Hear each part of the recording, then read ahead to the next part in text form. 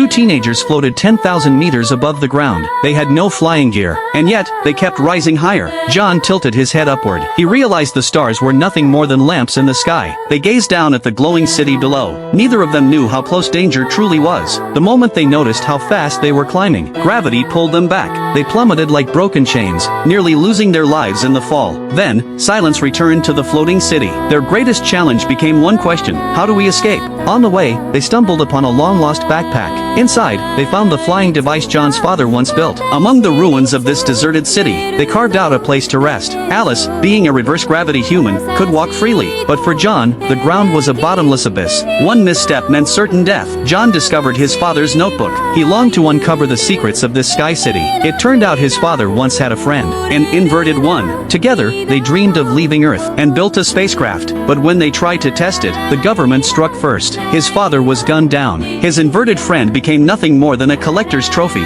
In his diary, his father wrote one last hope: that one day all humans could be friends. John and Alice looked into each other's eyes. They finally understood each other's hearts. They survived their first night, but when the sun rose, the heat nearly cooked them alive inside the craft. If they didn't leave soon, they would be burned to dust. At the final moment, John activated his father's hidden system. The ship expelled every anti-gravity block. For the first time, they were safe. The buildings could withstand the sun, but humans never could. That's why the city was empty. Yet they didn't realize the government had been watching from the start. Their every move was tracked. Soon, police squads waited below to seize them, but Alice refused to surrender. She begged John to take her away. The two held each other tight, drifting downward as crowds stared in silence. The world below was so close, but just as they reached the edge, the commander's men fired a capture round. A massive net swallowed them whole. Carried by sheer force, they were dragged toward a canyon's deadly edge. And yet, the impossible happened. They survived. This time, they finally had the chance to return to Alice's true home.